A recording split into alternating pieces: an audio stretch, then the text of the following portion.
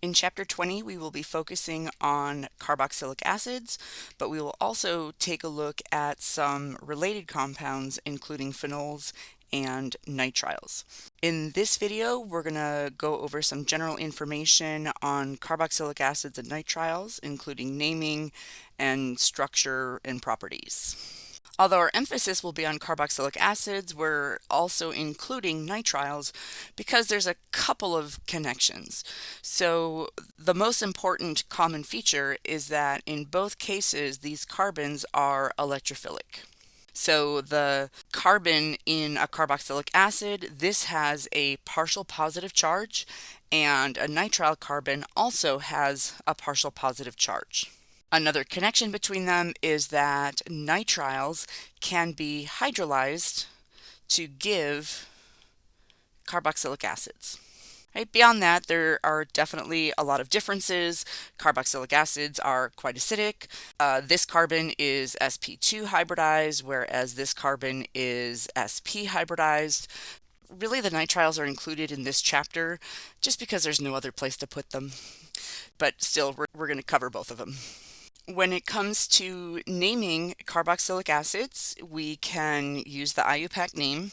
And so instead of an alkane, we are going to replace the E with oic acid. So this first compound would be methanoic acid, ethanoic acid, propanoic acid, etc. And the IUPAC name is going to be very helpful when we start looking at acids that have different substitution. But for simple acids, the common names are going to be incredibly important. So the single carbon carboxylic acid, this is called formic acid. Next is acetic acid, and then propionic acid, and then butyric. This is the lovely compound that's responsible for the smell of rancid butter. 5 carbons, this is valeric acid, no comment. And 6 carbon, this is caproic acid, which is based on the name for goat, because apparently goats smell terrible, and it's because of caproic acid. So there's our fun connections with carboxylic acids. This we know as benzoic acid. This is the common name, and I couldn't tell you the systematic name if my life depended on it, so just know the common name. But we are going to come back to the systematic name once we start talking about acids with different substitutions. So here we've got 1, 2, 3 carbons, and so that would be propanoic acid. We don't have to specify where the acid is because that's got to be at carbon 1, but then this would be carbon 2, and so this is a hydroxyl group, so this compound is 2-hydroxypropanoic acid. Here we have 1, 2, 3, 4, so this would be butanoic is the base name. But we have an alkene between carbons 2 and 3, so that would make it 2-buteneoic acid. And we have a methyl group at carbon 3, so this would be 3-methyl 2-buteneoic acid. So bute tells us there's 4. Oic acid tells us it's a 4-carbon acid.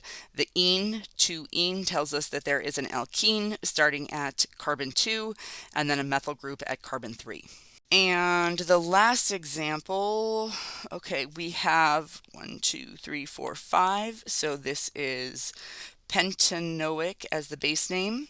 At carbon 2, we have a hydroxyl group. At 4, we have a methyl. And at 3, we have a ketone, but when we name it as a substituent, it is an oxo. And then we list the substituents in alphabetical order. So put this all together and we get, oh, I lied, it's not hydroxyl, it's hydroxy, 2-hydroxy, 4-methyl, 3-oxo, and then this should be oxopentanoic is one word, oxopentanoic acid.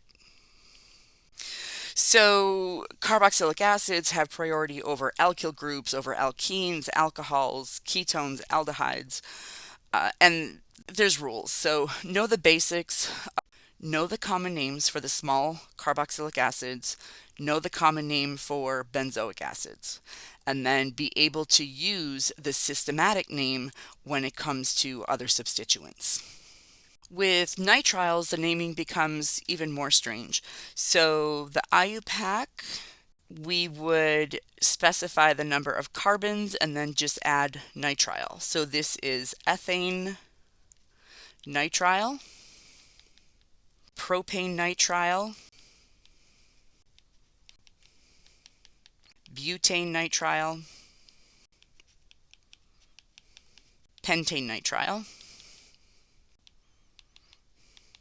and hexane nitrile.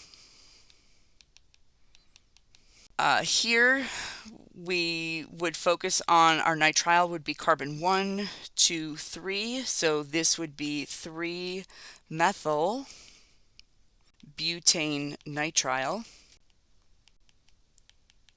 And we'll come back to the others because we also need to talk about the common names.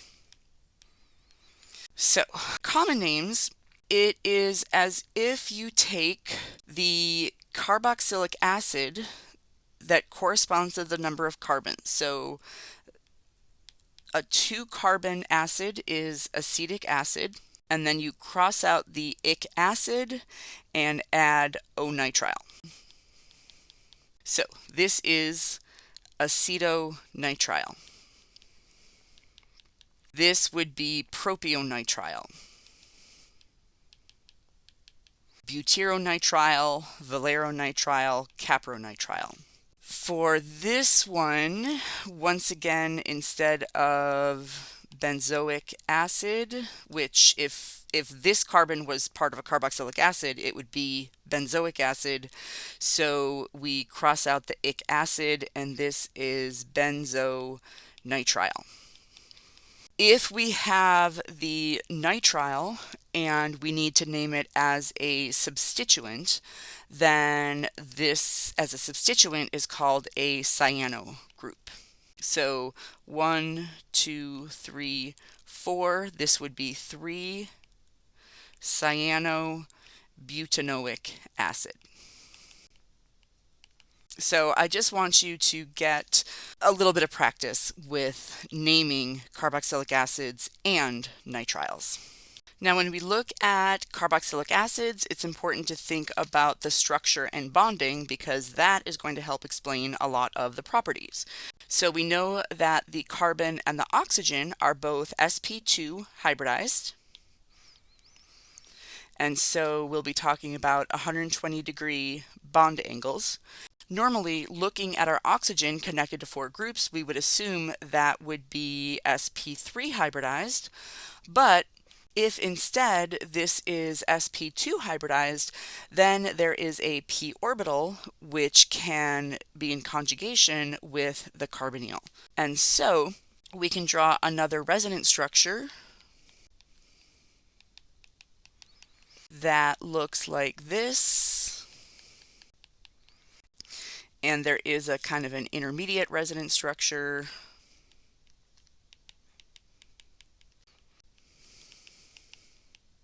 that looks like this. And so the hybrid has double bond character between the carbon and the oxygen and double bond character between the carbon and the other oxygen, which is still connected to the hydrogen. And so the carbon has a big partial plus, but this oxygen also has a partial plus, and the carbonyl oxygen has a partial minus.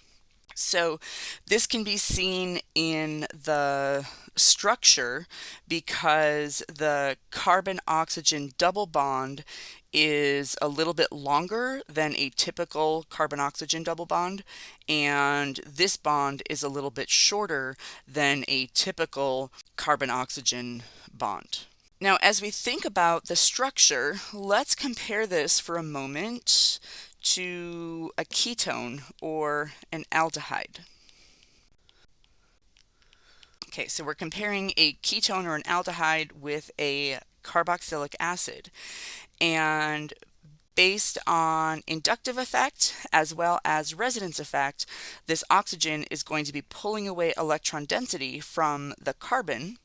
And so in both cases, the oxygen takes on a partial minus and the carbon has a partial plus.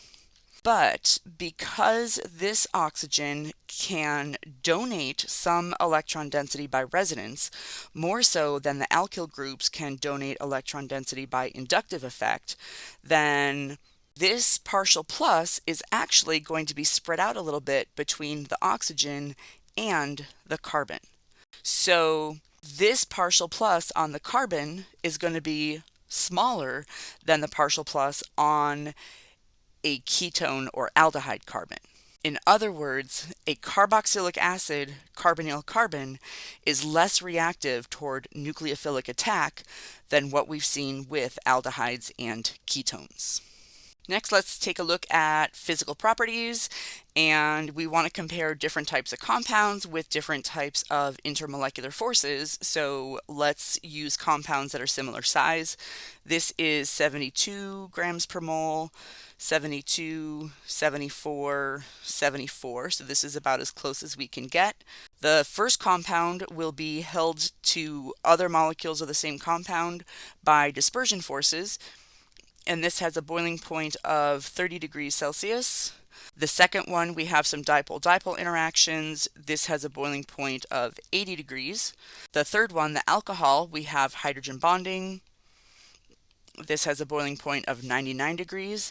And then the carboxylic acid, more hydrogen bonding, and this has a boiling point of 141. So the extra hydrogen bonding in a carboxylic acid makes these the strongest intermolecular forces compared to other types of compounds. And it's also possible to get dimers where your carboxylic acid is going to interact with, let's see if I can get this drawn right, another molecule of the carboxylic acid. And so this hydrogen has a partial plus, it's going to hang out with this oxygen with a partial minus. This hydrogen partial plus will hang out with this oxygen partial minus. And so dimers and higher aggregates are going to form, which is what leads to a higher boiling point than what we see in other similar molecular weight compounds. Now, what happens as we increase in size and we look at the boiling point? So this is 100, 118, 141, 164, 187, and 205. So we can see that the boiling point continues to increase as the molecule gets bigger, but it kind of becomes less about the carboxylic acid and more about the overall size of the molecule.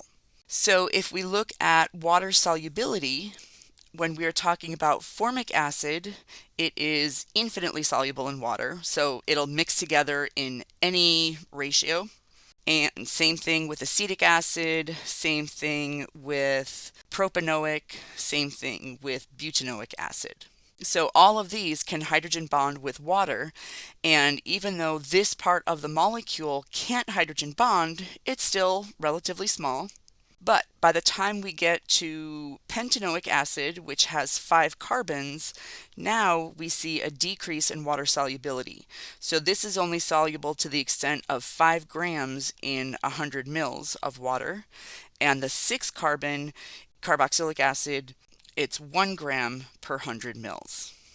So yes, this part of the molecule is still capable of hydrogen bonding with water, but now we have so much R group that can't interact with water that the entire molecule becomes much less soluble. All right, now if we think about some general information about nitriles, so the carbon and the nitrogen are both sp hybridized. So if this is our carbon, it will have an sp orbital and an sp orbital. Our nitrogen will have an sp orbital and an sp orbital. The sp-sp overlap creates the sigma bond between the carbon and the nitrogen. This sp is going to hold a lone pair of electrons, and this sp is going to be overlapped with whatever's in the R group. But then we have the p orbitals that go up and down, and another set of p orbitals that are behind the plane and in front of the plane. These would be overlapping behind the screen, and this would be in front of the screen.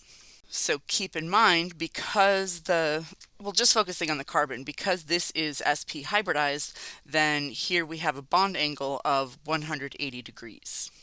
As we look at boiling points of different nitriles, we're looking at 81 versus 97 versus 115, 139. And it's a little bit harder to compare with other compounds because this one has a molecular weight of 69 grams per mole. And remember the compounds we were looking at a couple slides ago? This is what we were looking at, and they were 72, 72, 74, and 74. And these boiling points were 30, 80, 99, and 141. So we can see that the nitrile has a boiling point that is higher than what we have for an alcohol, but not as high as what we have for a carboxylic acid. And in terms of water solubility, looking this up in the CRC handbook, acetonitrile is completely miscible with water, and propane nitrile, this is very soluble. Butane nitrile is slightly soluble, and then pentane nitrile is insoluble in water. So the nitrogen can hydrogen bond with water, but the rest of the molecule can't. And so very quickly, this little bit of interaction becomes outweighed by a whole lot of molecule that can't interact with water, and so it quickly becomes insoluble. So that takes care of some general information about carboxylic acids and nitriles.